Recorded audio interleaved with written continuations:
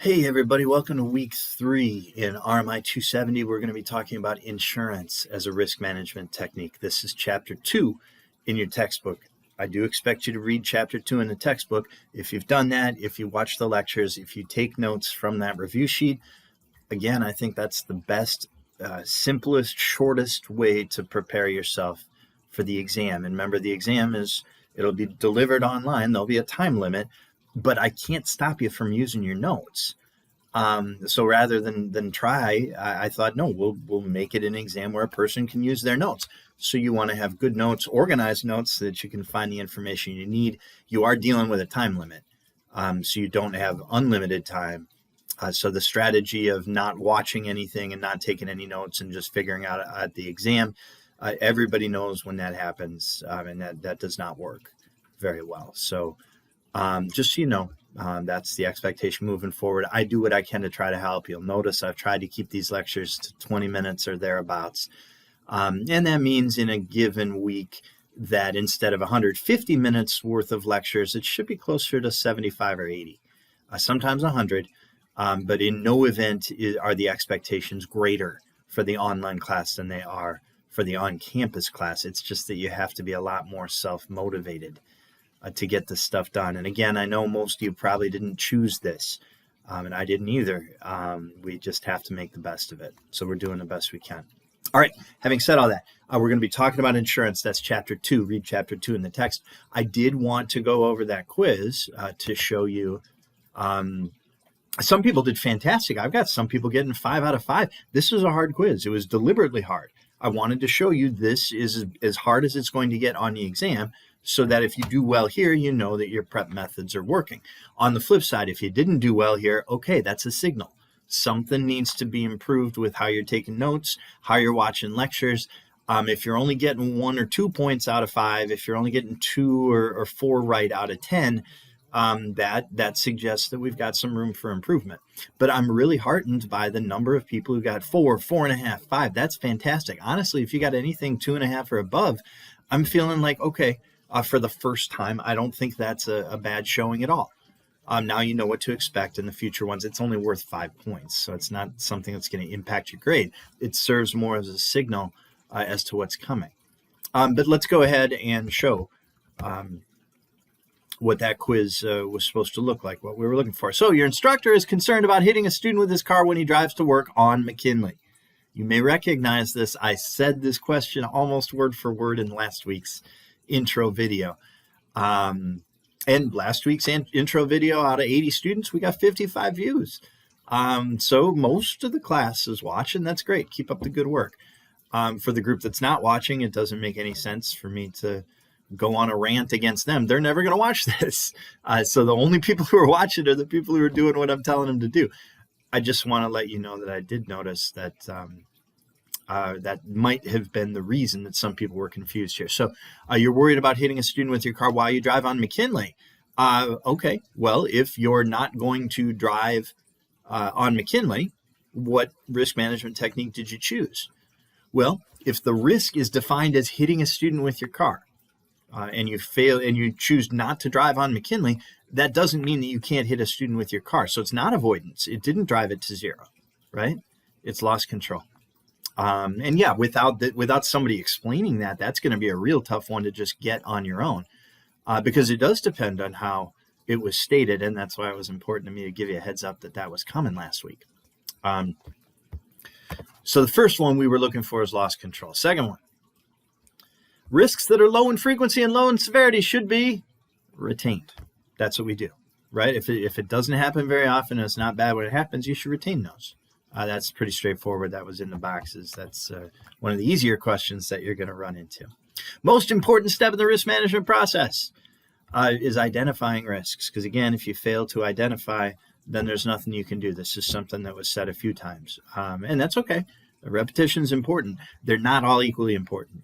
Incidentally, another hint that's coming, when you see all of the above, don't look for 2 that are kind of right. Look for 1 that you know is wrong.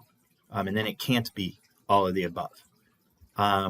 That's not related to this question, but moving on forward, that's something that might be kind of valuable for you. So identifying risks is what we're looking for there. Question 4, things that reduce frequency of risks. How often they happen, we call those loss prevention. If they reduce severity of risk, we call that loss reduction. Those are just basic definitions. I typed those out in the lecture.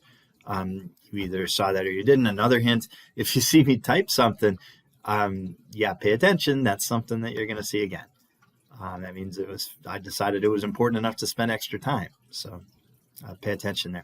When selecting a technique, it's important to consider what? Loss severity, loss frequency, expected value, both frequency and severity. You don't really consider expected value. And again, in the lecture, if you're looking at expected value, what that does is it combines frequency and severity into a single measure. I mean, that's why it's not useful, because it makes the propane explosion and the theft of the pen look like the same risk when they're clearly not. So there we're looking for frequency and severity. We've got to look at both. Traveling faster than the posted speed limit. This is an example of what? Well, it's not a peril. Going faster than the speed limit doesn't cause losses. It makes losses more likely. That sounds like a hazard.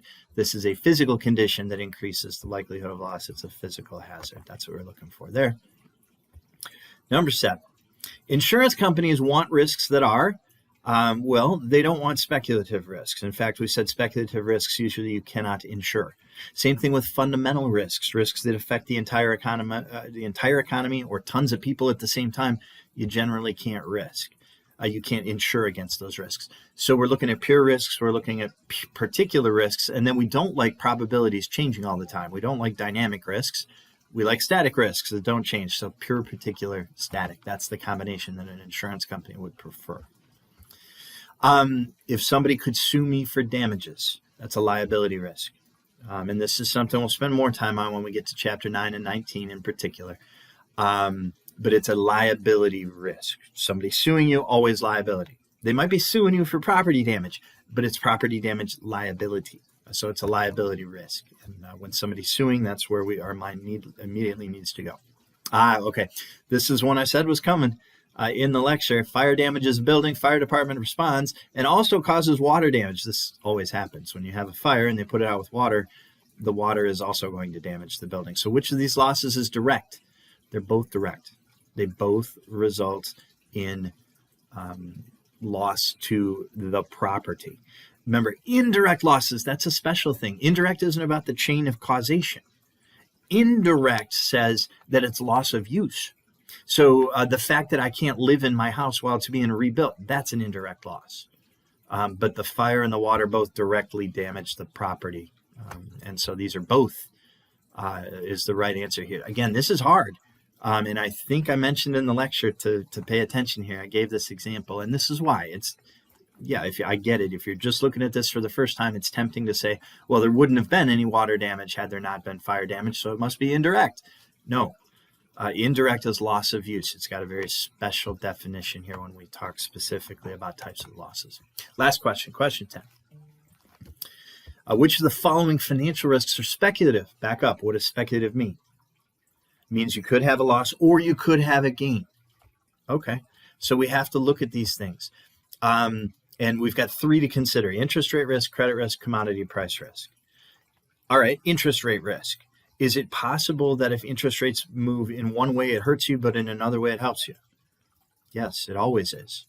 Interest rate risk is always going to be a speculative risk, because if it moves the other way, it helps you. And if it moves the wrong way, it hurts you. Credit risk, that's the tricky one. Can you make credit risk, the idea that somebody fails to repay a loan, can you make that something that benefits you, where you're better off? Not without a whole lot of explanation, right? I mean, you'd have to, and there's nothing like that in the question. You'd have to really, really, really draw it out. You'd have to say, well, by not paying back the loan, we're charging finance charges. So actually we're making more money off this customer when they eventually pay. But then they eventually pay. And so then you're not subject to credit risk.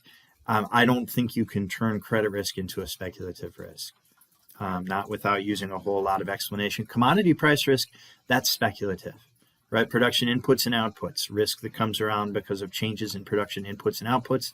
I'm a dairy farmer, price of milk, that is what it is. Sometimes it's bad. Sometimes it's good. It can go the other way. And that's speculative. So commodity price risk is speculative, interest rate risk is speculative, credit risk is not. So on this particular question, the only one that makes sense is interest rate risk and commodity price risk. So anyway, there you go. That's me talking you through the quiz so you have an idea of what I was hoping you'd get out of that. Again, these questions are among the more difficult. If we're actually going to do an exam, there'll be some questions that aren't quite this hard. But there's no point in giving you quizzes with easy questions that anybody can answer. That just tricks you into thinking that you know the stuff better than you do. When you make it hard, now there's no hiding. Now we know. And the whole point, again, we had a lot of 4s, a lot of 5s. Those are great. That's telling me that people are really doing a good job watching lectures and taking notes. Keep up the good work. If you're in that 3.5 or above, do exactly what you've been doing and you'll be fine. If you're significantly below that, you need to think about what can I do to do a better job of learning this material. Is that reading the book? Is it paying more attention to the lectures? Is it taking better notes? Those are 3 things that come to mind. That's not exclusive. There might be other things you can do. And if you're having trouble thinking of that, contact me. Let me know. They pay me to do this. You're not bothering me. I'm happy to help. I want to see everybody do well and succeed. And so far, I think we're on that path. Again, this quiz was worth 5 points. Even if you didn't do well, it doesn't matter. It's not something that's going to dramatically affect your grade. I wanted to use it as a signal for how well have you been doing so far. So take that message for whatever it's worth, and we'll go from there.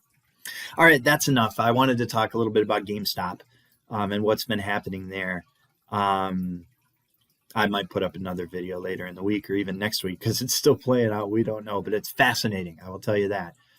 Good for you if you already know what I'm talking about. If you don't, and you got a few minutes to try to catch up on what's happening, just Google GameStop stock and see what's going on. That's good enough for now. We'll go from there. Thanks, guys.